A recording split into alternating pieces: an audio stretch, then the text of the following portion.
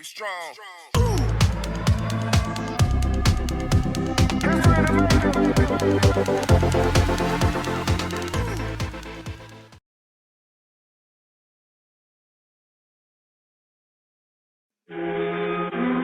Bruh. It's force of Philip on the track. Yo, I didn't think about it this way before.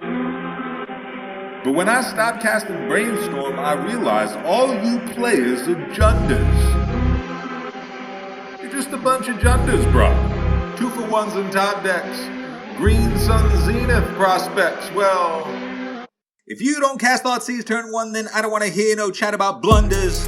You players are Junders, lilies and bobs and oozes, Tarmogoyf bruises, Kolaghan's command chooses, discard Shatterer twofers, disentomb endurance, punishing fires looping, and you losing cause we him into Tarak. So you're playing off the top, cascading always goes for broke, lightning gonna hit you with the smoke, these braids are flapping off your blood, tap 4 we casting Dracula, collect another trophy, assassinate you when we play Enchantress, we back to nature, so pay 8 life you fucking coward, flex your grip like it's full of power, forget the student debt you're racking, maths for losers just keep attacking, who cares if Uro blanks your deck, we're in too deep to course correct, we're summer veiled, we'll cling to dust, curse the cabal the way Lily does. Bruh. I don't know if you understand what I'm saying to you just yet, but if you ain't casting Brainstorm, then you gotta keep the fucking pressure on them. Jund will fuck up D&T, rat the board, pernicious deed. They'll rebuild while we're engineering explosive silent clearing, but please don't try to go recruiting last hope will smack it and abuse it. This is madness! Fatal push, commit war crimes, George W. Bush. Bruh. I get it, all the good cards are in blue. And Murktide is an absolute fucking beating. But if you don't cast Thoughtseize turn 1, then I don't want to hear no qualms about dragons. Pyro blasting, fuck escaping Uro, and his dumb play patterns. Surgical extraction, calls games like James Madden. Tough acting to enacting, and now we're gaining some traction by dashing in Ragavan the GOAT, casting cards off the deck. And if they be playing blue, then they'll show us some respect. We used to play the cards that traded 1 for 1, but then they changed the bar and that was undone. And now the black cards were unplayable, but we jumped so hard we're unassailable.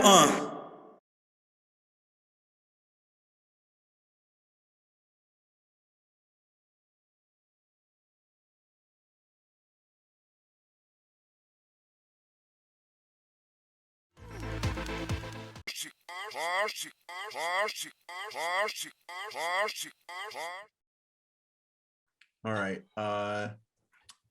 Guess we can get this thing started in 3, 2. Hello and welcome to Eternal Durdles. I'm your host, Zach Clark, and with me as always, Phil Bleckman. What's going on? Welcome to 2022, sir. 2022, we're at it. It's time. It is the time of times. With us also, Tim Akpinar, known Legacy player, and also the winner of this week's Legacy Challenge. Your reigning challenge champion, Tim Akpinar. I'm 1 for 1. I used my shot, my first Magic event of the year, first place. I guess you can't write it up much better than that. Cheers to you, Tim. Cheers. Cheers. Asmora Martika Dicena Koldakar to you, Tim. Yep. Asmora Martika Dicena Koldakar, indeed. Okay, so we're going to get into the list that Tim played, what he played against, his thoughts on the format, and then we're also going to talk about the Pauper panel for ban discussion and its implications for what it means potentially for Legacy going forward. Yeah. Let's start with Tim. Give us a quick, what'd you play, like 7 rounds? I forget how many a challenge even is nowadays. So yeah, it's based on attendance. We had 99 people in this week's Sunday challenge, which is a reasonable crowd. I know some of them were getting close to the threshold of 64. I think all the Delver decks were scaring people off for all the Ragavan decks, but I actually didn't see any of that today. This week, the only Ragavan I saw was out of Goblins, and it may have still been the most tilting card to play against of the day. We played 7 rounds and then cut to a top 8, so 10 rounds in total. So overall, only had 2 losses on the day in the Swiss. Obviously, won all of them in the top 8. So what's that make? 8 and 2, if I can count correctly. 8 and 2, not bad. Well, let's before we talk about the tournament, let's talk about your deck. You called this the Jeskai memes deck. Had Jeskai memes or Day Breacher. It used to be a little bit more memey. I called it Burning Day Breacher because I played a Burning Wish package in it, and then I eventually cut that, and I realized I was winning a lot more when I wasn't playing Burning Wish. So don't try to play Burning Wish unless you're playing test kids. That's a fair point. So let break the deck down for us. What are you doing here? How do you win? Are you just making your opponents concede? There's a fair bit of that, but so it started out actually when Narset Parter of Veils was printed. I immediately saw the synergy between that and Days Undoing. I was like, oh, this could be pretty fun. And then we've got new Teferi, well, new at the time when War of the Spark came out, who can protect the combo and let you do it on your opponent's draw step. Pretty solid. Of course, it was in a very, very early meme state at the time. It didn't have enough consistency. And then we got Commander Legends, and Hull Breacher was really what we needed, the missing piece, so to speak. So what we're trying to play, get a Narset or Hull Breacher on the board and then resolve a Days Undoing. So, I mean, what's better than drawing 7 cards? Drawing 7 cards and simultaneously mind twisting your opponent. Yeah, it turns out that's pretty good. You've got Hull Breacher instead of Narset. You are also getting 7 Lotus Petals to boot. So I'm gonna propose a name for the deck beyond Jeskai memes. Jeskai memes is great. I'm for it. But I keep thinking every time you describe the deck, every time I look at the deck, the thing that I always think, I'm like, oh, this is mono 3-drop control. It has a lot of 3-drops. That was one of the first things I noticed actually when I was putting it together. At one point I was like, can I play a counterbalance package in here? I'm like, only if I'm expecting to play against all 3s. So you and me are two of, I want to say, like a handful of players in the world that were like, how can we just force counterbalance into everything that we play? I wanted to, but it wasn't going to work out. So anyways, yeah, we had the mono 3-drop deck. And obviously you've got the combo. And as I said, Teferi, he's like the glue that holds the whole thing together. I mean, like I've got 3 of each combo piece, but I'm actually playing 4 Teferis because he's pretty much always a 2-for-1, whether he draws you a card or makes your opponent use their force. If he sticks around, then the coast is clear for your combo. He pretty much just wins the game. Bounces a Gristlebrand. Yeah, it's like a Gristlebrand. Do you Bounces think Gristlebrand. Do you think Teferi 3 sees adequate play for its power level, or do you think it's under or overrepresented? I think it's criminally underplayed. It deals with a whole host of troublesome permanents. If you're stuck under a Chalice or 3-ball or, whatever lock piece, you can bounce that, bounce a Thalia, bounce a Lab Spirit, and anything annoying, except maybe a Planeswalker. If you have extras, you pitch him to Force. So I'm never sad to draw Teferis. Yeah, I've seen people. It comes up more often in Modern just because Teferi is a 4 of in so many decks in that format. But being able to just go Teferi, bounce your Urza Saga. Yeah, I've done that before too. It's just like, oh yeah, it feels pretty bad having your land drop bounced. Been on the receiving end of it before too. Yeah. So yeah, that's pretty much the deck in a nutshell. Then you've got all your typical blue control pieces, your cantrips, your forces, your plows. The card that I think is deserving of a ban that many people disagree with me on, but Prismatic Ending.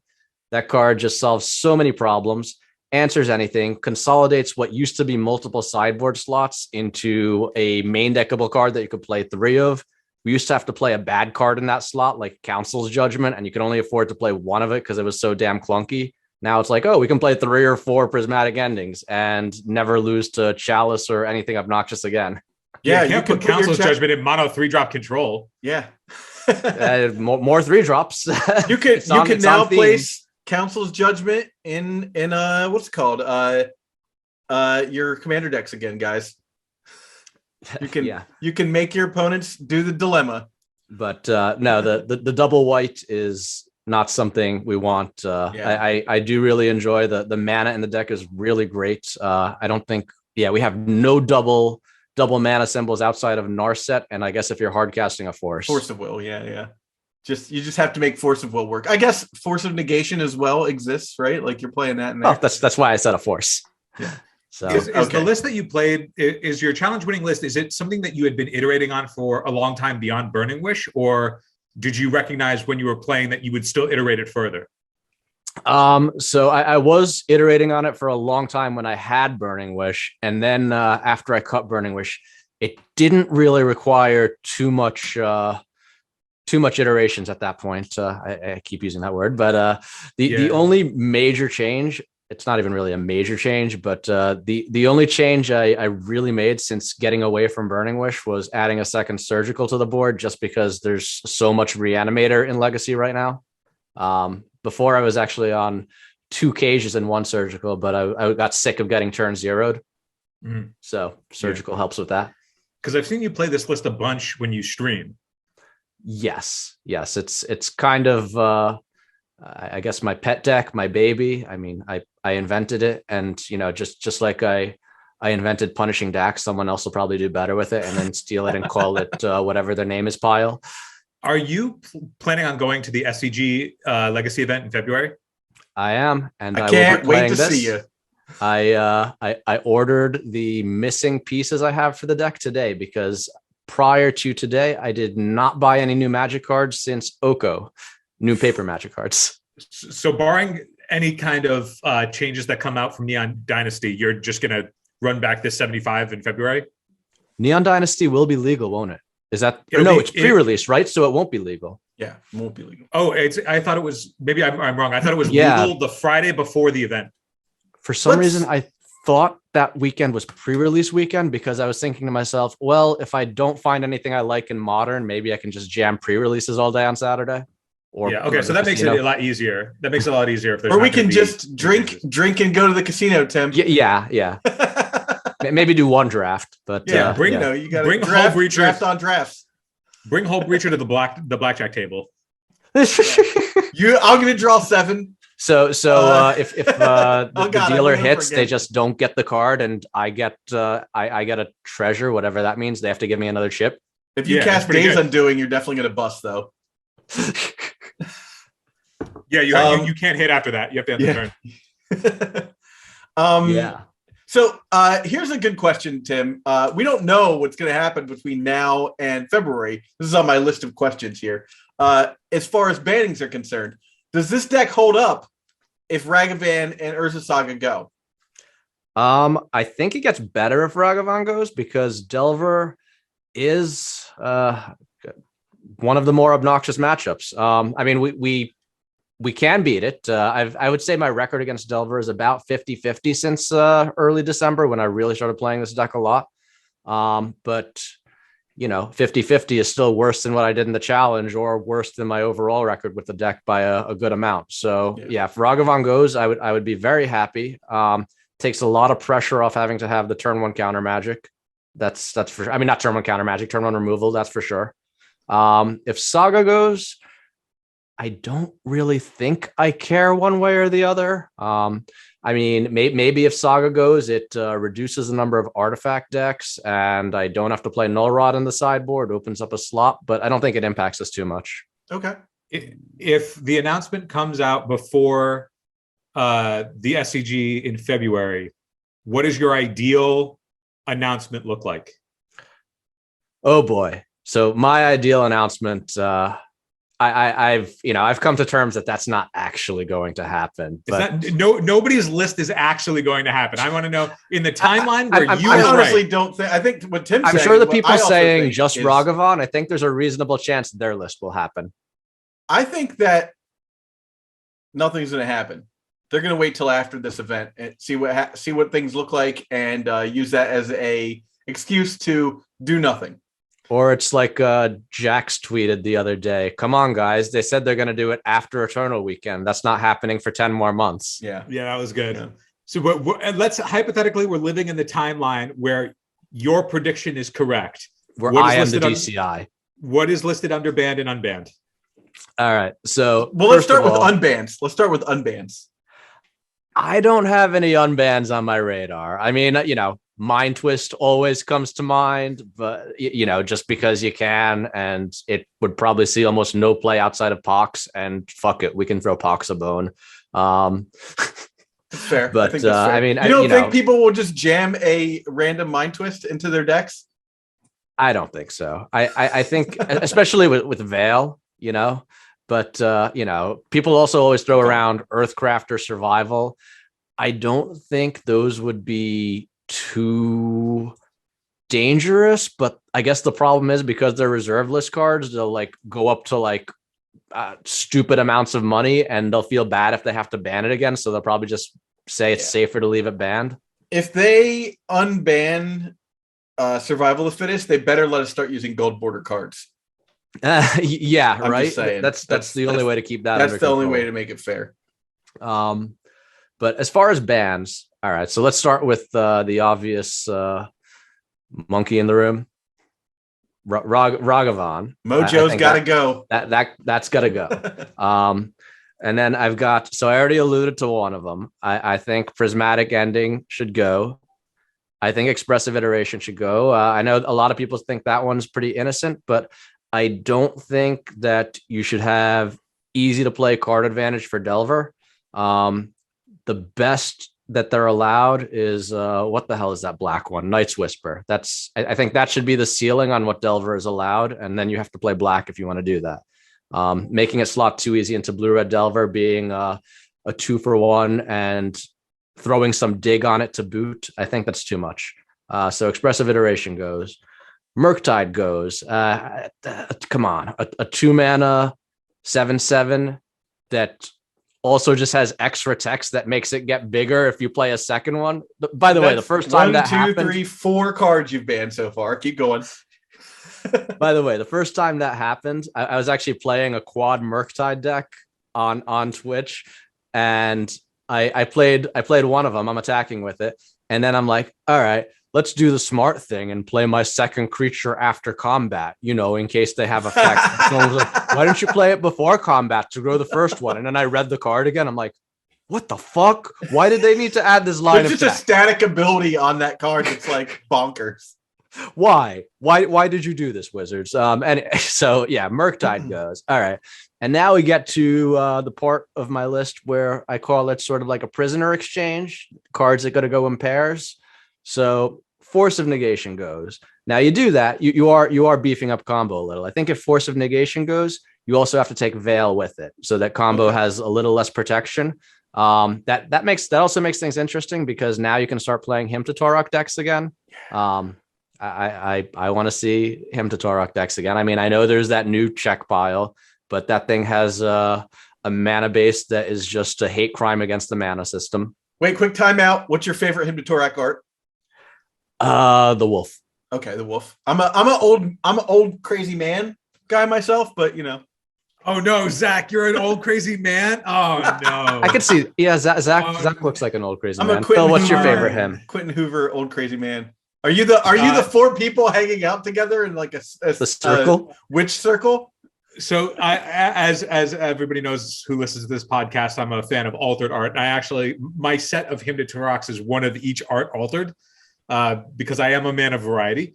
But I do give it up to for a longest time it was the Wolf, obviously, and then Dynamite vibes. Yeah. Over time, it's the dinner table. Or whatever. The dinner table. Okay, you are a sociopath, sir. I have no idea what's actually going on in that artwork, but for some reason, some I'm just kind like, of deal being made at that table. Yeah, there must be. That must have be. Have you what ever it is, eaten dinner with me? That's how dinner goes down. We all do a Hymn to Torak and have a little dinner. You know what I imagine it's like a is prayer happening beforehand in that artwork, and the reason why it grew on me is because I'm just like, oh, they're having dinner. And I just assume that like, because it's Hymn to Torok, it's like somebody like wants to say grace, and another person like slaps them and is like, get out of here, we're eating now. Like, that's the story in my head for some reason with that art. That kind of makes the art more enjoyable. It's Torak, he's hungry. Yeah, he's like, I don't have time for your nonsense. Discard 2 cards. Yep. All right. So next prisoner exchange. Allosaurus Shepherd and Plague Engineer. Okay. Like Allosaurus Shepherd, it just makes elves so non-interactive, and they just get to protect their combo so easily. but Plague Engineer hoses all your tribal decks. In fact, Plague Engineer, I think, opens up a few more tribes. So I think that's a good trade. You know, take away the biggest predator for elves. You also take away their best combo enabler, but you also open up all the other tribal decks. And then finally, this one I didn't have on my list before, but after playing with it and against it a lot, it just makes games boring. I feel like it doesn't add much to the format. Get Euro out of here. Make control decks play fun finishers again, like Mentor or the second or third Jace or Entreat the Angels, but not Euro. That's 9 cards, Tim. And I'm done. 9 cards. The first 4 are the ones I'd really like to see go, and then the rest are all like, all right. If I could have my way and mold the format any way that I could see fit, that's what I would do. 9 cards is a perfect segue into our next segment, which is talking about the Pauper announcement and why Tim won't be on the Legacy. 9 cards. I love it. I think you're correct. But man, 9 cards is a lot of cards to just do in one swing, I think. The panel will just unanimously agree to be like every card from 2019 and 2020. You know. No, but so there was an announcement today about the Pauper Community panel. Pauper Community panel, is that what we're calling it? And that is basically a group of devout Pauper players. Alex Yeoman, a classic Pauper guy that we all know and love, is on that panel as well. And he, I'm so excited that he's finally getting his due in a format that is pretty underrepresented. Can I just jump in? I didn't read or listen to the whole announcement, but I basically, as soon as I saw it, I opened the video and I was like, Alex better be on this thing. Yeah, or, dude, he's the guy. Yeah, and I'm just like skimming through, looking from like, okay, good, he's there. Yeah. I don't know if he's gonna get to hear this or not, but to this day, thanks for driving me home from GP Atlantic City in like 2012, man. Maybe 2013, early 2013. If he didn't do that, he GP would Hurricane? I'd still be there. No, that wasn't GP Hurricane. That passed that our like 9-year anniversary of that passed in September. That was because that was Hurricane Sandy. Did Storm win that event? Coming up. No, it was a RTR sealed event. I went like 6-3. I almost made day 2. It was like my first tournament back. Tim wore a fucking Jace costume. It was Halloween weekend. Yeah, it was Halloween weekend. I day 2 dressed as Jace, and that was like before cosplayers were big. Mm-hmm. Are you going to run back the Jace costume in February? Ooh. No. Wow, hard no. Didn't even consider it. He's like, I'm gonna have to shave. What if the cosplayers have gotten too good? I'll look like what the hell is this guy doing? That was like before anyone was doing it, so I could put in like a medium low level of effort, and it looked like I was Jace costume master. Yeah, dude, you're the reigning challenge winner. The expectations for you are a lot higher now. Yeah, you gotta come correct with that cosplay. I've never seen LSV do a cosplay. Yeah, it's true. So with that Pauper announcement, that's cool. Pauper is a great Eternal format. If you're not playing Pauper, play Pauper. It's fun. It's relatively inexpensive. If we're talking about Legacy folks, it's relatively inexpensive. Great format. But that brings us to our point here. Why aren't they doing this for Legacy? Well, I think if it's successful, Crickets. like if they find that it is effective means of communication for helping WotC get the quote expertise that they apparently lack for the formats that aren't standard and modern, For sure. that they could likely cross it over for other formats, specifically Legacy, right? Yeah, Maybe I think Vintage, Legacy too. and Vintage could definitely use this kind of scrutiny. In fact, our own Nathan Golia posted something in our Discord. Hey, if you're not on Discord, we're going to link the Discord below. Jump on our Discord. The link is open. Anyone can join.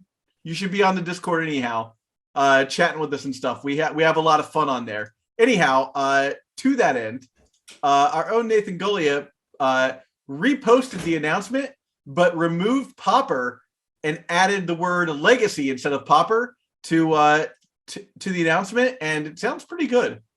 Phil, you want to do the honors? So with those changes, this is how it would read.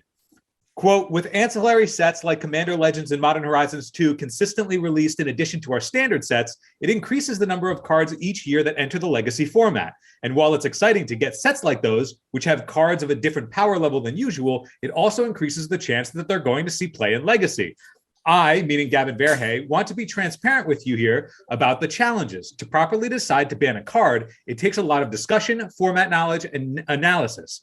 And Legacy, while a format that is very much enjoyed by tons of players, is still a format that is substantially smaller in terms of player population than other formats like Standard and Modern, and those take a lot of attention. Additionally, while our competitive play design team knows the primary competitive formats extremely well, Legacy is not an area of strong expertise for most people at Wizards. So we found ourselves in a position where the people who normally work on banning cards don't have the bandwidth nor the format expertise to craft the format in a way many Legacy players would appreciate. This is entirely reasonable, and I wouldn't ask our play designers to reprioritize Legacy over Standard and Modern playtesting and design decisions, but also cause trouble in Legacy format because of the long lag times. So we've been stuck in kind of a tough spot, which hasn't made anyone very happy. End quote. So that sounds like it could have just been what he said. Today, we'd be having a podcast about how great that idea is. That would sound fantastic. Hopefully, me, Phil, Jeremy, and several other people would be high-fiving each other. You know, like. So here's the question that I wanted to come out of this. So I think if this is successful, which I feel like it is, right? Just more communication between WotC and the player base is very rarely they're not going to come back and be like, wow, it was really awful talking to the people we designed the game for, right? Like, I can't imagine that that's what ultimately comes from this. Either they'll go, this wasn't as effective as we wanted, or it actually was really effective, and here's how we're going to take this to other formats. Which makes me think, though, he didn't say how he came to the conclusion, or how WotC came to the conclusion of picking these 6 individuals, other than the fact that he knew that Pauper, being a format that's played worldwide, that he has the panel is made up of people from all over the world. So I remember seeing in the video, there's like a player from Britain and a player from Japan and a couple players from the States, a player from Italy. So like it's really getting each continent a representative, if you will, to give their input on the format. If they were to do it with Legacy, how do you think they would go about, like what is the system for picking the 6 to 10 players or whatever that would be on this panel? Well, like, what would be the criteria you guys would look for? Well, if they listen to today's podcast, they're not picking me because they're going to be like, this jerk is going to ban us. Well, I think, you know, here's the thing is, so you can't just pick like hardcore competitive, like I play and I win every tournament players. Those aren't the people playtesting cards, right? Like, you know, your LSVs are not the same guys designing and making those ban decisions, right? So you have to pick people that are in the community, but also are aware that like they're trying to make a game for people. And I'm not shitting on LSV by any stretch of the imagination on that. I'm just saying you don't pick like the top players. I think if anything that we've learned over the past like 6-7 years is that hiring pro Magic players to make decisions to make the game fun for pro Magic players has been not a great idea. It basically just makes everything starts to pivot right towards the most competitive possible. Like everyone's playing one deck basically, right? Like that's kind of how it goes. Or you have people sneak in their pet flavors. And also, I don't think that's the kind of thing you want. So what you need is a group of people that understand the format as a whole and aren't just looking at it at like, oh, I play, like my identity is tied to the deck that I play, and I'm trying to make decisions to make my deck not invalidated. Yeah, I agree that you need players. You need people that would be unbiased in their recommendations to WotC. My question is, I'll simplify the question. Who are the people that jump out in your mind? If, like, let's say we're starting a Legacy panel and you were to nominate X number of players to be in consideration to join the panel, who are the people that come to mind for you as somebody who would be a good addition to it. Well, let's do a Joseph round Dyer. robin with that. I'll go first. Julian Nab. Julian's a good one. So I just threw out Joseph Dyer. He does the legacy metagame analysis every week. Joseph Dyer it should be my number one, honestly. He seems like he's not married to any particular archetype, and he has a good grip on the ebb and flow of what's top each week. So that's reasonable. Yeah, I think Joe would make a great addition. I was asking the question because I'm trying to think like beyond somebody like Joe, who's handling analysis from a wider perspective to like give the audience. It's like I like big streamers don't necessarily come to mind. No. Like I'm trying to figure out if they were to reach out to people, who would WotC be like, we want these people because they're really part of the community beyond just the competitive environment. Yeah. And well, I think that's the important thing is choosing folks that aren't just like, we want to create a legacy tournament environment that like screams, tournament environment, like I want think a fun format. Yeah, I think that if the panel is wide enough, I do think you would want at least one player representing like the hyper competitive part of the format. Mm-hmm. So I think that aspect should be represented in somebody. And I think that like I'm thinking that I would prefer the panel to, rather than be made up of just like individuals giving their suggested feedback, that it's individuals who are involved in a certain aspect of legacy. So whether it's like the hyper competitive player, like they're coming to the panel with the hyper competitive aspect in mind, and their recommendations would reflect that. And then you have somebody like Joseph Dyer who's like, well, from a format diversity perspective, because of all the data that we've collected, I would recommend these changes, so, and then that's where you can have the discussion of how to make an actually beneficial choice to the format beyond just this card is unfun for, this subsection of players.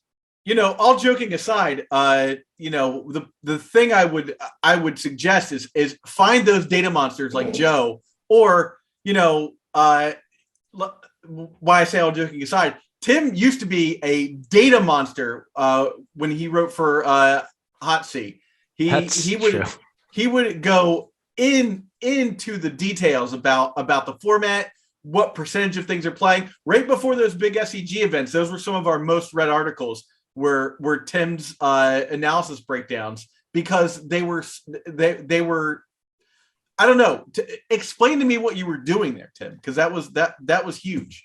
So I guess I was doing what Joseph was doing before he was doing it, but I guess I was doing a little bit more. I was doing God, I don't even remember, but I was like looking at like standard deviations of like like win rates between decks, or I'd have to pull up one of my old Excel templates to actually look at it, but it was those were pretty popular articles. Yeah. But yeah, they were also pretty time intensive to put together. Yeah, no, I couldn't imagine. Like, it's wild that HotC still doesn't pay its writers, man. Like, that's just wild to me, because it's like so much work creating magic content, so much work.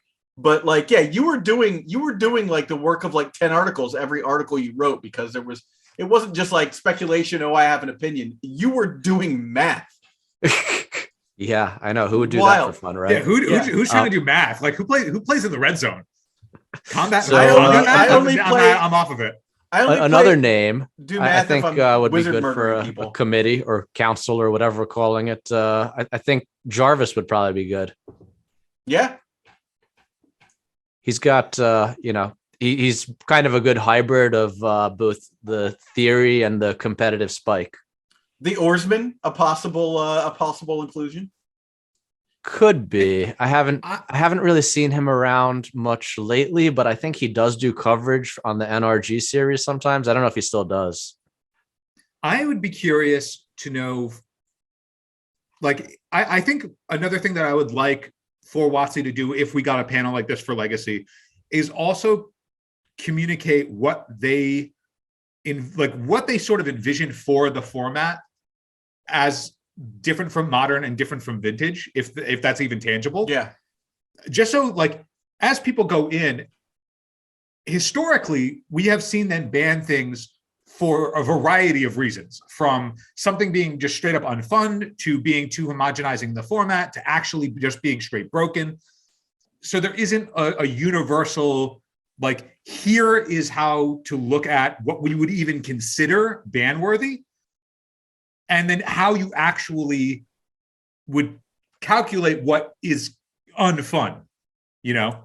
Because like obviously that's the most difficult part, I think, is like, because it's subjective, I think it would be tough to be like, we all universally recommend as the panel representing the format that we want these cards banned, or we want XYZ in particular banned, that if it's not defined what fun means, like, I don't know how you do it, but like, I would be really interested to see if the panel would be able to articulate, we define fun as including these things. And if a card shifts from that in a dramatic way, then we're going to have to take a serious look at it. You know what I mean? Yeah. There's a lot of weird nuance to it. I mean, like with the list I gave earlier, like I said, force of negation, like how would I bring force of negation to the panel? And they'd be like, wait, so you want to ban force of negation, but force of will exists. Like, so you want to ban the second best version of the card. How is this card too powerful for the format? Yeah.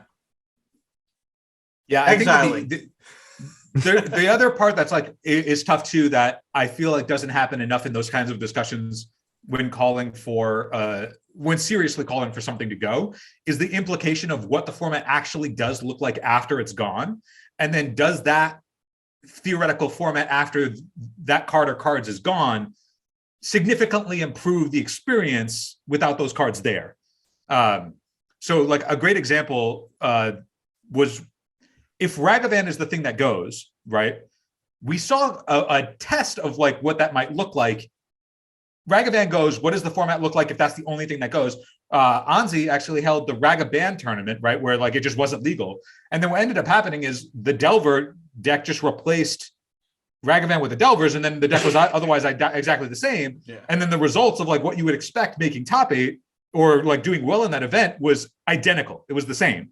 Yeah. So it's like, is it really just the experience of getting hit by Ragavan that is it the random element of it being unfun enough that it is worth by itself, as opposed to trying to knock Delver in some way from being pegged down from being the best deck for the last decade? That's where I think there's parts about the panel that would need to be discussed first before implementing it, if that makes sense. At least that's where I would go first. So like, as we talk about the panel going forward and potentially getting one for Legacy, that I agree with everybody that you guys suggested. I think that they would be good nominations on the panel. I just also think that it's like, what is communicative wise, what's the goal of that panel beyond just saying this card isn't good for the format? Well, it's like, you know, I did back in the day when I really cared about Modern, I did a whole article about why things are banned in Modern. I think I named the article like "It's Banned in Modern," and then like went over each card and each group of cards and why they were banned, and what particular like ethos for there were 3 rules at one point in Modern. It was ghosts of old formats, turn 3 wins, and something else. I forget what the third thing was, but there were 3 reasons why things get banned. And basically like every card could be pointed at towards like, this is a reason, that's a reason. And this was like 2014. So like the format has evolved a lot since then. And there are other reasons why things get banned now, because the game has evolved a lot since then. You just made me realize something that I actually would love to read.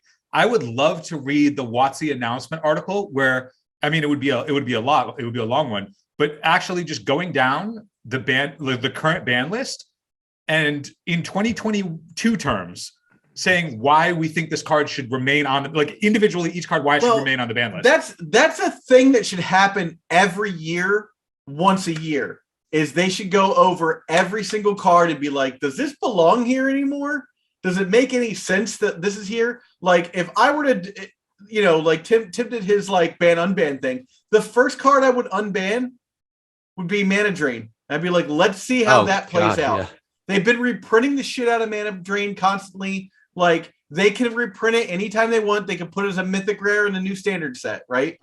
I would unban Mana Drain and just see if a Counterspell Plus changes the format at all. Would we get higher mana cost things in the format? Would that change the format diversity enough to like make things different? That is the only ban or unban I would do first. I just feel like, here you go. 2 follow-up questions on the idea of Mana Drain coming back. A, do you think it would see any play at all? And B, if so, what deck would you play it in? I mean, yeah, I think it would definitely see play in blue control-based lists. I mean, that's the obvious place, right? I think it could spawn new archetypes. Who knows? Maybe you could like Mana Drain into a Titan. Or Mana Drain into a Drugskull Reaver. Drugskull Reaver. Okay, there's a deep one. I mean, the obvious one I was thinking was just Mana Drain into Jace, but Mana Drain into Jace with Flusterstorm backup. But maybe I'm not thinking big enough. Maybe we can go bigger than that. Mana Drain into Jace sounds exactly like what I would enjoy doing. But I think that's a card that is on the ban list, and you look at it and you're like, this is fine. Like, yes, it is inherently powerful and it is a bit expensive, but it's not on the reserve list, so they can reprint it into Oblivion and crush that problem away immediately. There are cheap Italian copies as well, so that's not a problem. And it's a great way to be like, hey, we're looking at the old cards too, and this card doesn't belong here anymore, Like, for a while, I thought, all right. Surrender of Freak was banned in this format a very long time ago, as a heads up. Like, for a while, I was thinking, okay, you can't really have Mana Drain because you have Counterspell, which is kind of almost like a sacred cow I want to protect. But Counterspell at this point is pretty unplayable in Legacy, although I did lose to a Counterspell deck a couple weeks ago. But also Counterspell's in Modern now, so Counterspell has a home now again. Yeah, so exactly. I'm not worried about Counterspell being a homeless orphan, so to speak. Yeah, Counterspell sees a ton of play in that format too. Oh, it's a 4 in a lot of decks. So which I'm very happy about. I haven't played any Modern since it happened, but it just warms the cockles of my heart that Counterspell has a relevant place in Magic. Yeah, so I imagine that the conversation of the panel is going to be this isn't going to be the last time we talk about the panel, and the pending one coming for Legacy. Yeah, the one that's surely on its way. Yeah, you think it's almost assuredly going to happen? It's just a matter of time. I think it's a matter of time. I think assuming that this Pauper thing goes over well. Hey, Pauper players, keep your shit together. Also, WotC loves paying people to do their job in exposure. Yeah, I mean, this is. I hope Alex is getting some money for this. This is a lot of hard work, and it's the sort of thing that you should be paid for. And if they're only paying for it in exposure, that is bunk. But to that end, I'll do this shit for free, WotC. So hook it up. No, they'll give you the panel promo. Yeah, the panel promo. I get a Mana Drain that's got different art on it. Paid in panel promos. Oh, that's gonna be the best though in Pauper, where they're like, "Hey, we're gonna give you an uncommon that only you can play with." Wow. So it really is just the panel is just a bunch of elites. Yeah. Tim, before we wrap up, what are you looking forward to in Neon Dynasty? Wow. What are you hoping for?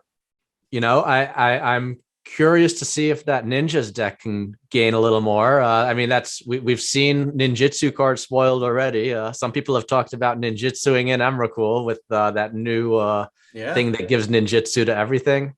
I'm not sure Ninjutsuing Emrakul will be a thing because you miss the Annihilator trigger. But dude, you already want to play Emrakul with your what's the commander legend? The ninja commander. Yuriko. You already wanted Emrakul for Yuriko. It ties the room together. Yeah. Yeah, there you go. So I mean, no, I mean that ninjas deck. I've seen it kind of making a little bit of resurgence in the weeklies and the leagues on Moto. So it might get a couple more pieces to really push it into tier 1. I like the idea that ninjas is a very fun deck to play. If you've never played it before, it's actually really enjoyable. But it is one of those decks where it's like 5 to 8 slots off. There's like 5 to 8 cards where it's kind of just like filled with stuff. Like it's like a deck that's playing like 2 days, but 3 swamp. And you're like, what is going on? And it's just like, that's just like the biggest glaring signal that it's like, this deck isn't, it's missing things. It needs more tools. It's not quite right yet. It's not quite there. And yeah, I think that would be cool if Neon Dynasty. You know what I want in Neon Dynasty? Robot girlfriend that doesn't know she's a robot. Blade Runner. I think that Ninja Planeswalker that they spoiled is about the right power level for Legacy. It's not like Oko busted, but I think it could definitely see some play. Would you play it? You'd play it in ninjas, or you would play it in so like a black based control deck? It could go in ninjas, but I could see it bringing back black based Delver. Oh, interesting. Maybe Grixis, blue black. I mean, if Ragavan stays, it probably has to be Grixis, but I could see it giving Grixis Delver a comeback. Yeah, I mean, I feel like the range on that card is, do you care about it being a draw card every time, which means that you want low to the ground creatures, or are you actually interested in looting as well for value? You know, you could do some things like Young Pyromancer and Cabal Therapy type shenanigans. You could do that. I mean, it's going to give Delver a draw card every turn, and then 2 months from now, I'm going to be complaining you can't give Delver card advantage, just like I was doing about Expressive Iteration. Yep. Yeah, three mana is a lot though. 3 mana. Remember Treasure Cruise? Meanwhile, I'm trying to play Rug Delver with my Tarmogoyfs and my Nimbo Mongis. Make Tim, Tarmogoyf great again. We need to get the called shot here on the cast while you're here. What are your plans on retaining your challenge title next week? Are you going to run it back? Or are you going to pump fake people? So I am actually sitting the challenge out this week because. Oh wow, you're going to vacate the title? Oh yeah, there's a reason. There's a reason. There's a reason. We've got a bros weekend in the Poconos. So we'll be playing pre-modern cube. We're gonna do pre-modern cube, EDH, some old legacy apparently. 2016 maybe some legacy. old school, some CEDH. Ooh, CEDH. Maybe some Hero Quest. Eternal Masters Draft, Ultimate Masters Draft. Yeah, it's gonna be a thing. You guys are just not gonna sleep. No, I guess not. It's just pure cocaine the whole weekend. Yeah. Oh yeah, that's the best format. The cocaine format's the best format for sure. Don't do drugs, kids. Don't do drugs. Mono white. It's like He-Man said. Don't do drugs. I watched a lot of He-Man PSAs today, and wow, people sleep on the He-Man PSAs because they have the G.I. Joe PSAs, but the He-Man PSAs are wonderful. It's like Man-at-Arms and Orko's like, isn't it cool to play with matches? And Man-at-Arms like, dude, we just watched a whole episode today where you don't do that, and you burned a forest down, and now Skeletor, his face is melted off. Come on, Orko. And they're like, and now you know. But I'll try to, we'll see who claims the title that I vacate, just so I can knock him down a peg the following week. Ooh. Same 75, unless something gets banned. Heard it here first. He's going to come back for his title banned. with the same 75. I mean, Tim, plug your shit, bro. So yeah, you can catch me at Ziggy_MTG on Twitch. We'll be streaming it not next week, in 2 weeks. I'm also going to be doing a replay walkthrough sometime this week on Twitch, and I'll also have the VOD uploaded. So if you don't get around to watching it, you can watch it at your leisure. We'll link those below. Finally, I don't know what format I'm going to post this in. Maybe I'll just do it as a Google Doc on Twitter, but I'm actually writing up a guide and a recap of the event. So yeah, there'll be some, if you want some more Jeskai Day Breacher content, there will be some of that coming your way. All right. Well, hey, Tim, it was a blast having you. Thanks Thanks for stopping coming on, by. dude. Yeah. Yeah. Thanks for the invite. I'll have to win some more challenges and do this more often.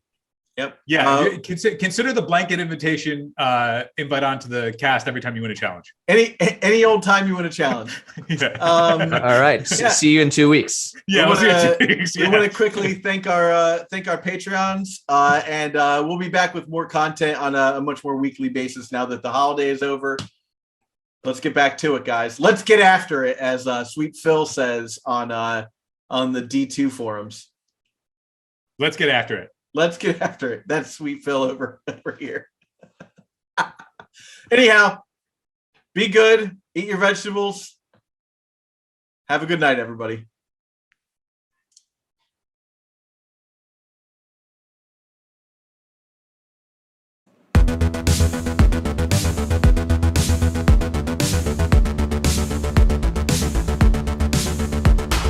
Fire design provocateur, wrote Roseanne in 94. Morrow, Mark Rosewater. Fire design provocateur, wrote Roseanne in 94. Morrow, Mark Rosewater. Fire design provocateur, wrote Roseanne in 94. Morrow, Mark Rosewater. Come on, Morrow, what can you do? This is not a product for you. Tell us why, show us how. Look at these beebles, look at them now. Richard Garfield and Gary Gygax. Amateurs didn't make Limax, reserve the list. Drink their blood, come on, Mark, get 'em. Richard Garfield and Gary Gygax. Amateurs didn't make Limax, reserve the list. Drink their blood, come on, Mark, get 'em.